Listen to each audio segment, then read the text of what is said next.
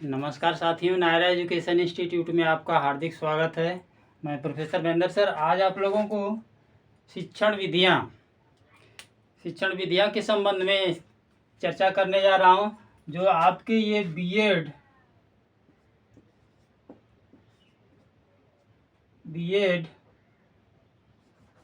और डीएलएड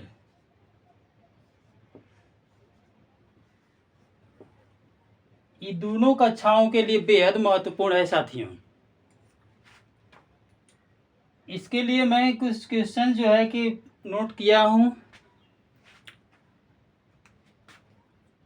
इसी के अकॉर्डिंग जो है आपको आज ज्ञान दिया जाएगा। शिक्षण विधियां होती कितनी हैं इसका अगले वीडियो में चर्चा किया जाएगा, लेकिन आज शिक्षण विधि होती क्या है इस पर चर्चा किया जाएगा। इसका विकास कहाँ से हुआ है।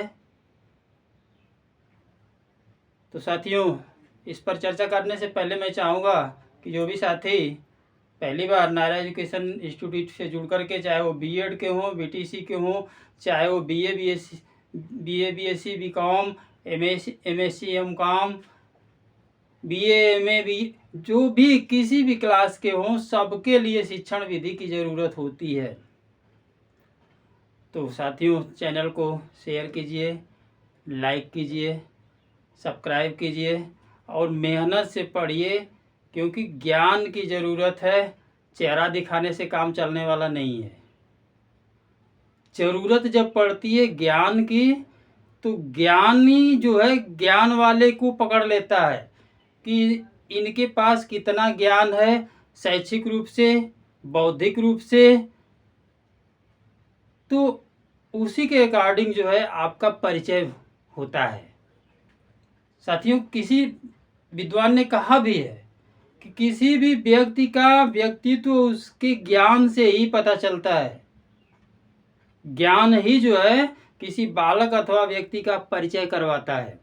तो साथियों, शिक्षण पहले क्वेश्चन के तरफ से चलते हैं कि शिक्षण पद्धति का विकास किसके प्रयास का फल है।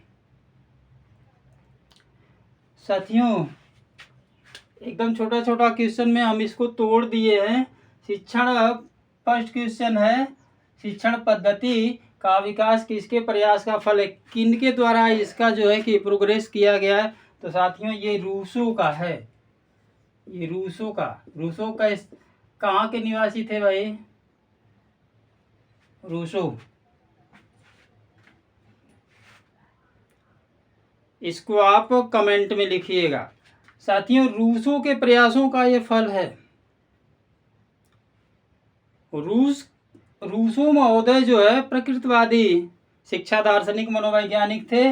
ये जो हैं रूसो महोदय, इन्होंने शिक्षण विधि के संबंध में जो है कि चर्चा किया, और इन्हीं का जो है चर्चा किया हुआ इस पर अनुकरण करके इनके बाद जो है पेस्टोलॉजी, कौन है इनके बाद? पेस्टोलॉजी।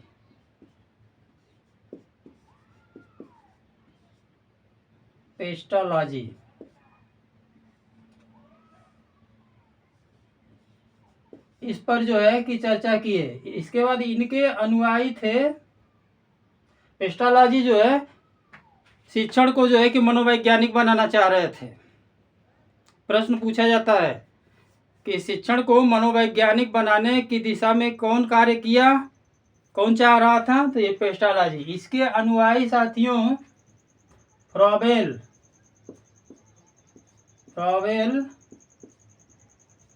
और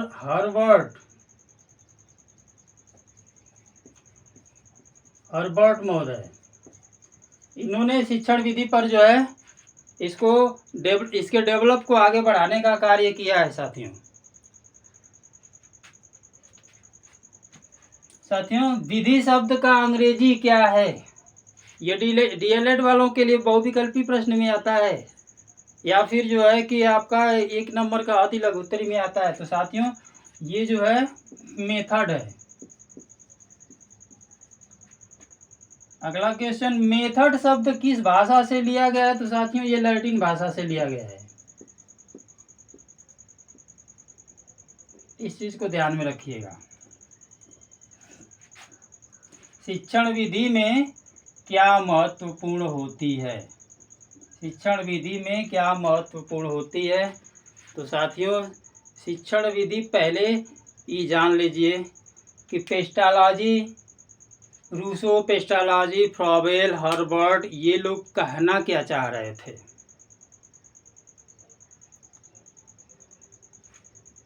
किसी भी शिक्षक के लिए उसका मुख्य कार्य शिक्षण कार्य करना होता है और शिक्षण कार्य करते हुए बालक का सर्वांगीण विकास करना है। तो साथियों, शिक्षण कार्य करने के लिए ये बताइए कि कोई पूजा पाठ करना हो तो किसकी जरूरत पड़ती है? पंडित जी की ना। तो पंडित जी आते हैं तो वे बस तुरंत आते हैं और कथा शुरू, कि उसके पहले भी कुछ होता है? वही साथियों, जो व्यवस्थाएं होती हैं एक पंडित जी के लिए कथा कहने हेतु, वह सामग्रियां होती हैं, वही व्यवस्था जो शिक्षण में एक शिक्षक के लिए होता है। शिक्षक के लिए शिक्षण विधि की संबंध में अगर ज्ञान नहीं है तो उसका शिक्षण कार्य किसी भी दशा में प्रभावशाली एवं रुचिकर होना संभव नहीं है। दूसरे रूप में हम कहना चाहेंगे, कहो मान ला कि यहाँ से आजमगढ़ जाए के है, हम तो मऊ जिला के बाटी, लेकिन मऊ से आजमगढ़ जाए के बा आ रास्ता का पता ना है, तो कैसे मऊ से आजमगढ़ पहुँचल जाए? इसके लिए चाहिए ना ज्ञान की जरूरत है। वही चीज साथियों शिक्षण विधि में दूसरे रूप में मैं कहना चाहता हूं कि कोई व्यक्ति नदी को पार करना चाह रहा है, नदी को पार करना चाह रहा है और नाव पे बैठ गया, जाना है उस पार, लेकिन उसको पता नहीं कि कहाँ जाना है, तो कहाँ जाएगा? मंजिल कैसे मिलेगी? जिस प्रकार से बगैर उचित स्थान के, बगैर ज्ञान के किसी निर्दिष्ट स्थान तक किसी को पहुंचना जो है कि आसान नहीं होता है, ठीक उसी प्रकार से बगैर शिक्षण विधि के एक शिक्षक का शिक्षण कार्य किया जाना आसान नहीं होता है। तो साथियों, शिक्षण विधि वह होती है जो पाठ्य वस्तु को जब शिक्षक शुरू करता है तो पाठ्य वस्तु के को प्रस्तुतकरण के जो शैली होती है शिक्षक की, वही जो है कि शिक्षण विधि कहलाती है। कक्षा कक्ष में पहुंच करके एक शिक्षक जिस प्रकार से शिक्षण को प्रस्तुत करता है, उस प्रस्तुत करने के टाइम में अगर उसकी शिक्षण विधि, उसकी शैली कार्य करने की बालक के लिए प्रभावशाली एवं रुचिकर बन गई तो वो कक्षा का माहौल अच्छा बन जाएगा। तो जैसी पाठ्य वस्तु की प्रकृति होगी उसी के आधार पर शिक्षण विधि का जो है संचालन किया जाएगा। तो साथियों, आपने जाना कि बगैर इसको जो मैंने बता रहा था अभी, मेथड शब्द अंग्रेजी का मेथड जो लैटिन भाषा से लिया गया है, ये जो है दो शब्द साथियों, ये जो है मोड, अभी और आपको क्लियर कर देते हैं। मोड और मोड या वे,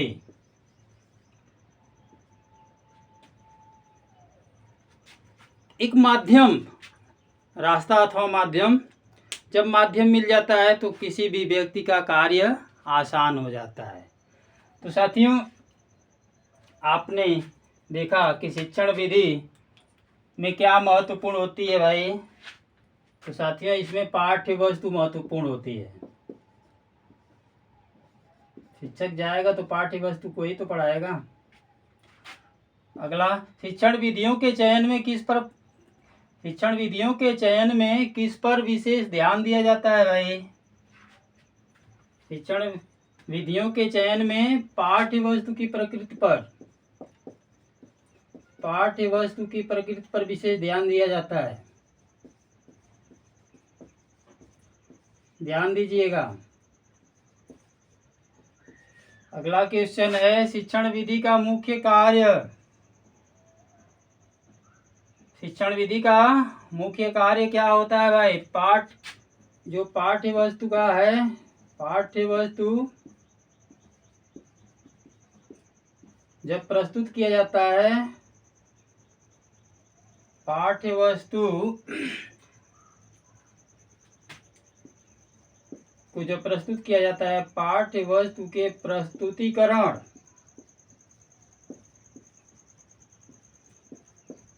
को प्रभावशाली बनाना, और थोड़ा नहीं अधिक प्रभावशाली, ये इसका मुख्य कार्य है, प्रभावशाली बनाना।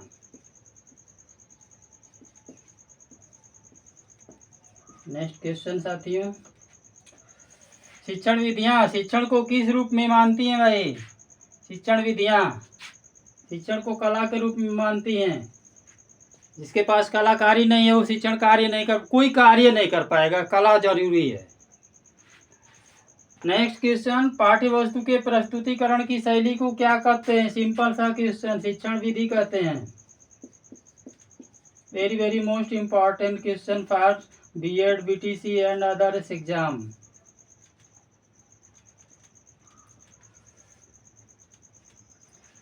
नेक्स्ट क्वेश्चन, बालक ज्ञान की प्राप्ति कितने रूपों में करता है भाई। ये 2 रूपों में करता है। एक प्रत्यक्ष ज्ञान के रूप में, एक जो हो करता है वह प्रत्यक्ष रूप से, और दूसरा करता है अप्रत्यक्ष रूप से।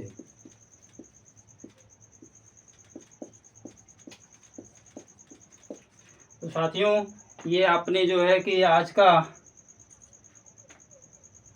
पाठ पढ़ा, आपको कैसा आज का वीडियो लगा कमेंट में ज़रूर लिखिएगा। और अगले वीडियो को लेकर के हम जल्दी आपके समक्ष प्रस्तुत होंगे। तब तक के लिए आप इंतज़ार कीजिएगा। बस आज यहीं तक। नमस्कार, जय हिंद।